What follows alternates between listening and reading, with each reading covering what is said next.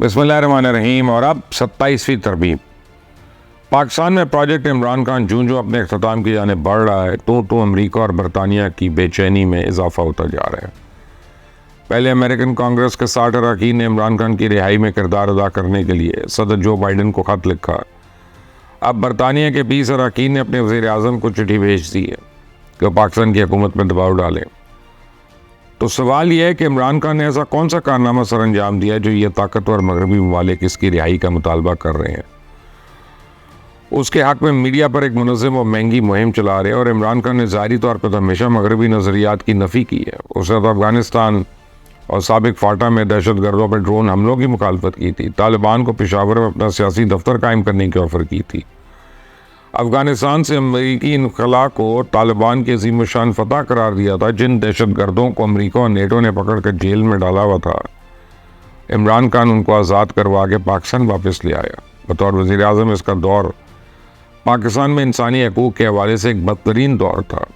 इसने मुखालिफ सियासी जमातों के रहनुमाओं को जेल में डाला, मीडिया पर पाबंदियाँ लगाई, अपने हकूक़ के लिए सड़कों पर निकलने वालों को सरेआम गोलियाँ बरसाईं, ख़वातीन के लिबास को रेप का बढ़ते हुए वाक़यात का सबब ठहराया।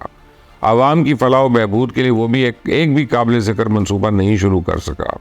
ना लोगों को घर दे सका, ना 50 लाख नौकरियाँ। तो फिर इमरान खान ने आखिर कौन सी खिदमात सर अंजाम दी हैं जिसका सिला चुकाने के लिए अमरीकी मरे जा रहे हैं। इमरान खान ने ऐसा कौन सा तीर मारा है जिसकी वजह से बरतानवी पार्लियामेंट के अरकान उसको आज़ाद देखना चाहते हैं। वो सवाल बहुत लोग पूछ रहे हैं। आपके जहन में भी ये यकीनन सवालात उठ रहे होंगे, तो मैं आपको बताता हूँ कि इमरान खान ने मगरबी मफादात का तहफ़्फ़ुज़ करने के लिए पाकिस्तान की पीठ में छुरा घोंपा। इसने आगे बढ़ते पाकिस्तान का रास्ता खोटा किया। इसने कौम को रोज़गार देने की बजाय बेकारी बना दिया। इसने नौजवान नस्ल को हुनर सिखाने की बजाय उसको सोशल मीडिया की दलदल में उतार दिया। अदलिया से लेके PCB तक इसने पाकिस्तान के सारे इदारे तबाह किए। उसने महंगाई को शुतरे बेमुहार की तरह छोड़ दिया और उसने दहशत गर्दों को खुली छूट दे दी। ज़ख़ीरा अंदोज़ों, स्मगलर और माफिया से गठजोड़ कर लिया। हमारी समाजी, सियासी और इक़्तिसादी इक़दार को तबाह करके रख दिया। तो इमरान खान ने CPEC बंद करके चाइना के बढ़ते कदम रोक दिए। इसने मुश्किल वक्त के साथ ही सऊदी अरेबिया को हमसे दूर कर दिया। इमारात और कतर को नाराज़ कर दिया। इसने कश्मीर को बेच के लाखों कश्मीरियों के अरमानों का खून कर दिया। आज अफगानिस्तान में तालिबान की अबूरी हुकूमत पाकिस्तान से नाराज़ है, लेकिन इमरान खान उसकी जमात से दोस्ती की पींगें बढ़ा रही है। आज अमेरिका के पाकिस्तान के साथ ताल्लुकात सरमेरी का शिकार हैं, लेकिन इमरान खान के लिए उसकी मोहब्बत में कमी नहीं आ रही है। भारत हर प्लेटफॉर्म पे, हर सतह पे पाकिस्तान मुखालफत करता है, लेकिन आलमी सतह पे वो इमरान खान की रिहाई के लिए मुहिम चला रहा है। आखिर क्यों? इस क्यों का जवाब बड़ा सादा है और इमरान खान ने पाकिस्तान को वो नुकसान पहुंचा दिया है जो ये सारे दुश्मनान मिलकर भी नहीं पहुंचा सकते थे। इसने पाकिस्तान को इंतशार दिया, इसकी मईशत बर्बाद की, इदारे तबाह किए, दोस्त नाराज़ किए, बेरोज़गारी आम की, इंसानी हकूक़ सलब कर लिए, जमहूरियत का जनाजा निकाल दिया। वो सारे काम जो एक दुश्मन हमारे कर सकता था या कर नहीं सका, वो इमरान खान ने करके दिखाए। अब इमरान खान का बाप बंद होने जा रहा है तो इसके पेट में मरोड़ क्यों ना उठे, वो क्यों परेशान ना हो, क्यों ना खत लिखें। वो जानते हैं कि फ़ौजी अदालतों के क़याम का रास्ता हमवार होने जा रहा है। उनको पता है कि एक बार फिर ये रास्ता खुल गया तो फिर पाकिस्तान में इनके वफादारों को कला कमा हो जाएगा। दहशतगर्दी, सियासी दहशतगर्दी, देशल दहशतगर्दी, हर किस्म की दहशतगर्दी का खात्मा कर दिया जाएगा। बैनुल-अक़वामी ताकतों ने बरसों की मेहनत से जो प्रोजेक्ट इमरान लॉन्च किया था, उसके हकीकी इख्तिताम का वक्त हुआ चाहता है। इमरान खान को इसके तमाम सहूलतकारों समेत ठिकाने लगाने के लिए 27वीं आईनी तरमीम लाई जा रही है और इस तरमीम के ज़रिए फ़ौजी अदालतों के क़याम को कानूनी शक्ल दी जाएगी। मुलज़िमों के ट्रायल और सज़ाओं के ख़िलाफ़ अपीलों का तरीक़ाकार वाज़ा किया जाएगा। वो तमाम मुकदमात फ़ौजी अदालतों में लाए जाएंगे जिन्हें सुने जाने हैं और फ़ैसले देने में सिविल अदालतों की जान जाती थी। मेरी चुड़ैल तो खबर लाई कि 27वीं तरमीम की मंजूरी के लिए मौलाना फजल रहमान की मिन्नत समाजत भी नहीं की जाएगी, क्योंकि इमरान खान की अपनी जमात 27वीं तरमीम की मंजूरी के हक़ में वोट देने को तैयार है। उसने मुज़ाहमत का बयानिया छोड़ के मुफ़ाहमत का अपना लिया। कल PTI की सियासी कोर कमेटी में पहली मरतबा बैरून मुल्क बैठे इंतशारी टोले को मदऊ नहीं किया गया। शहजाद अकबर, मुराद सईद, हमाद अजहर, शहबाज गिल, किसी को भी जहमत नहीं दी गई। तो अब ये लाहौर की बजाय पेशावर कराची और दीगर शहरों की गलियों में जलसे करेंगे। पिंकी पीनी के जेल से निकलते ही ये पहला बड़ा सियासी धमाका है कि PTI अब डी चौक की बजाय KPK में ही जलसे जुलूस एहतजाजी मुजाहरे करेगी। तो कौमी असम्बली में PTI के फॉरवर्ड ब्लॉक की तश्कील भी आखिरी मराहिल में है। इसके अरकान की तादाद 40 से तजावुज़ कर गई है। तवक्को है कि बहुत जल्द कौमी असम्बली में इनकी तादाद सुन्नी इत्तेहाद काउंसिल के अरकान से भी ज़्यादा हो जाएगी। तो नवंबर के वक्त तक वो अपनी अलहदा पार्लिमानी लीडर नामजद कर देंगे। स्पीकर कौमी असम्बली की मंजूरी के बाद असल PTI यही होगी जो कि 27वीं आईनी तरमीम की मंजूरी में फैसला कुन किरदार अदा करेगी। मौलाना फजल रहमान सेनेट के जिन 5 वोटों के लिए हुकूमत को तिगनी का नाच नचा रहे थे, उनका बंदोबस्त हो गया है।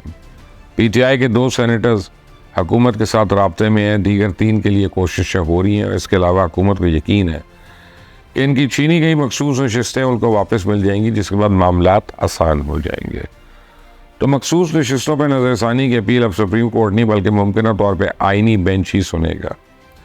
मुमकिन तौर पर जब हुकूमत और इत्तेहादी जमातों को छीनी गई मखसूस नशिस्तें वापस मिलेंगी, इसके बाद 27वीं आइनी तरमीम पार्लियामेंट में पेश कर दी जाएगी। 26वीं आइनी तरमीम के लिए 25 अक्टूबर की डेडलाइन थी। हुकूमत काजी फाइज साहब की रिटायरमेंट के बाद आगे तरमीम पेश करती तो 8 जजेस का टोला इस पर हथौड़े चला सकता था, लेकिन अब सुप्रीम कोर्ट की जानिब से किसी मुदाखलत का कोई इम्कान नहीं। चीफ जस्टिस याहिया अफरीदी ने प्रैक्टिस एंड प्रोसीजर कमेटी में जस्टिस मंसूर अली शाह और जस्टिस मुनीब अख्तर को शामिल करके एक मास्टर स्ट्रोक खेला है। इससे एक तो सुप्रीम कोर्ट में सीनियरिटी का मसला तय हो गया, दूसरा इन दोनों जजेस के आईनी बेंच में जाने के इम्कानात मखदूश हो गए।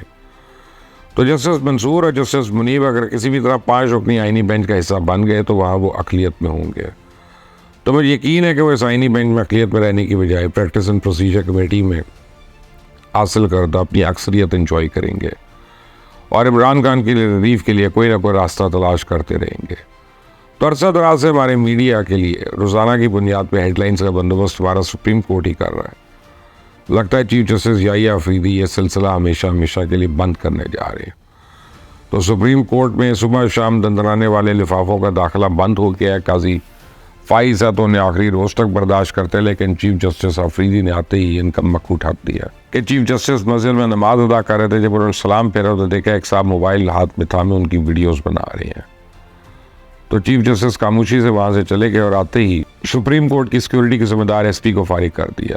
नए SP ने आते ही पहला काम यह किया कि सुप्रीम कोर्ट में तमाम यूट्यूबर्स के दाखिले पर पाबंदी आयद कर दी। मैं इस यूट्यूबर के तो इकदाम पे कोई तबसरा नहीं करूँगा जिसकी वजह से पाबंदी लगाई गई। आप सब जानते हैं उसको, उसके काम से भी वाकिफ़ होंगे। लेकिन मैं इतना ज़रूर कहूँगा कि चीफ जस्टिस की नमाज अदा करते हुए वीडियो बनाना कोई सहाफ़ती जिम्मेदारी तो नहीं थी, तो इसमें खबर वाली भी कोई बात नहीं थी। इस यूट्यूबर ने नए चीफ जस्टिस की इमेज बिल्डिंग करने की कोशिश में अपना और दीगर सहाफ़ियों का इमेज बर्बाद कर दिया। इन तमाम सहाफ़ी नुमा यूट्यूबर्स ने काजी फाइज के ख़िलाफ़ भी एक मुनज़्ज़म मुहिम चलाई थी और इनके फ़ैसलों से लेकर उनकी ज़ात तक सब चीज़ को निशाना बनाया गया। उनकी तस्दीक की कोशिश की गई, लेकिन जिस शख्स को अल्लाह ने इज़्ज़त देनी हो उसे कौन बेइज्जत करेगा। तो काजी फाइज के फ़ैसलों की बदौलत पाकिस्तानी अदलिया की आलमी रैंकिंग में एक दर्जा बेहतरी आई। आज वो बरतानिया में मिडिल टेम्पल जैसे नोबेल अदारे के बेंचर मुंतखब हो गए। ये इनकी काबिलियत का एतराफ़ है। PTI को तो डूब मरना चाहिए कि ऑक्सफोर्ड यूनिवर्सिटी ने इनके महात्मा को जलील करके उम्मीदवारों की इब्तदाई फहरिस्त से ही बाहर निकाल दिया। ये फ़र्क है काबिलियत और फितरे में। PTI को ठंडे दिल से इस फ़र्क पर गौर करना चाहिए कि ऑक्सफोर्ड यूनिवर्सिटी ने क्यों इनके महात्मा को जलील किया, जो इनका अपना साबिक तालिब इल्म था। काजी फाइज भी मिडिल टेम्पल के ही साबिक तालिब इल्म है और आखिर इस अदारे ने अपने एक साबिक तालिब इल्म को क्यों वो इज़्ज़त दी जो इससे पहले किसी पाकिस्तानी को नसीब नहीं हुई। उनको मान लेना चाहिए कि बरतानिया को इमरान खान जैसे नफसियाती मरीज़ सिर्फ पाकिस्तान के लिए चाहिए। बरतानिया में उनकी कोई जगह नहीं है। वहाँ सिर्फ काजी फाइज जैसे शरीफ दयानतदार और अपने काम से काम रखने वाले लोगों को इज्जत मिलेगी। PTI वाले मिडिल टेम्पल के बाहर एहतजाज का जो प्लान बना रहे हैं, मेरे नज़दीक इसका तो कोई फ़ायदा नहीं है। अगर एहतजाज करना है तो बेहतर ऑक्सफोर्ड यूनिवर्सिटी के सामने करें। इमरान खान को नाअहल तो ऑक्सफोर्ड यूनिवर्सिटी ने किया ना, तो दूसरी यूनिवर्सिटी में तो नहीं। अब आप इस मामले पे क्या राय है, कमेंट सेक्शन में अपना जवाब मुझे ज़रूर बताइएगा। अपना ख्याल रखें, इस चैनल को सब्सक्राइब करें, बेल आइकॉन को प्रेस करें। अंटिल द नेक्स्ट टाइम, अल्लाह हाफिज़।